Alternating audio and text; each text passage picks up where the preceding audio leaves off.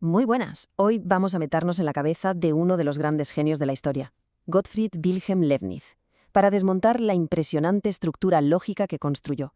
Vamos a explorar sus 4 argumentos claves sobre la existencia de Dios, pero ojo, no como un tema de fe, sino como un puro ejercicio de razón. Todo arranca con la que es quizá la pregunta más grande y profunda de todas. No el cómo funciona el universo, sino por qué demonios hay un universo. Esta cuestión era casi una obsesión para Leibniz, el verdadero motor que lo impulsó a buscar una respuesta final y racional. Vale, esta es nuestra hoja de ruta. Vamos a analizar uno por uno los pilares del razonamiento de Leibniz, viendo cómo cada uno ataca la gran pregunta desde un ángulo distinto, para, al final, llegar siempre al mismo punto. Es que a Leibniz no le valía con creer, él necesitaba demostrar. Su gran proyecto fue el de un auténtico arquitecto de la razón. Intentó levantar un edificio lógico, sólido, que explicara no solo a Dios, sino la existencia misma de todo.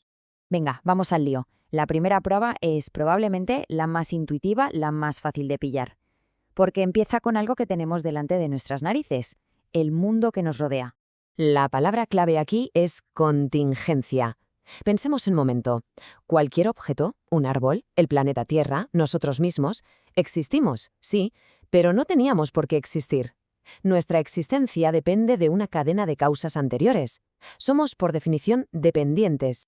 Y aquí Leibniz aplica una lógica que es aplastante. Si cada cosa depende de otra, que a su vez depende de otra, y así sucesivamente, ¿qué sujeta toda la cadena? Para Leibniz, decir que la cadena se va al infinito no explica nada. Es como decir que un libro existe porque es una copia de otro, que es una copia de otro, y así para siempre. Vale, ¿y de dónde salió la historia original?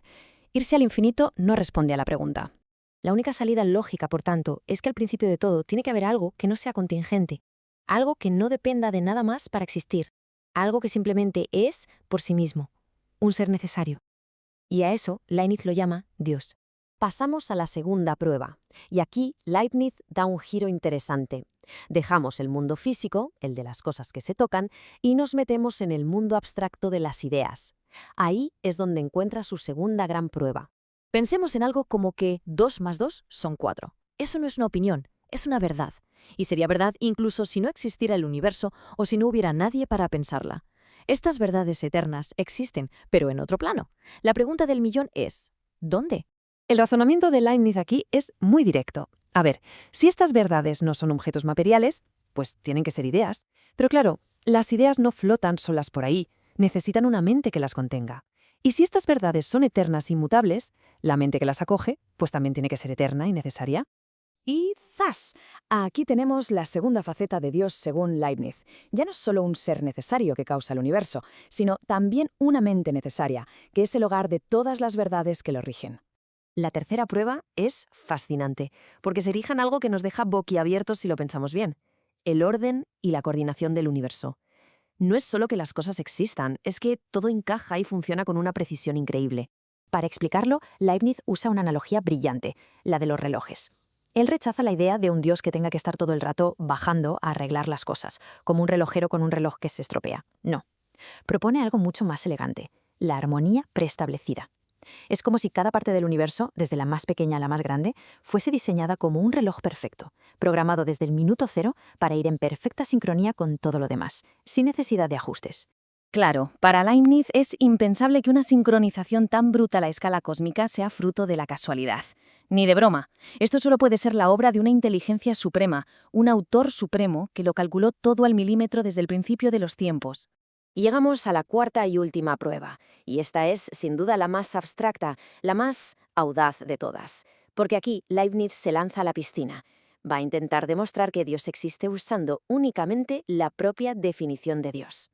La idea de fondo del argumento ontológico es esta: si podemos concebir un ser que es absolutamente perfecto en todo, ese ser tiene que existir. ¿Por qué? Pues porque si no existiera, le faltaría algo para ser perfecto: la existencia. Pero este argumento tenía un punto débil, y Leibniz se dio cuenta. Y aquí viene la genialidad de Leibniz. Dijo: un momento, antes de correr hay que andar.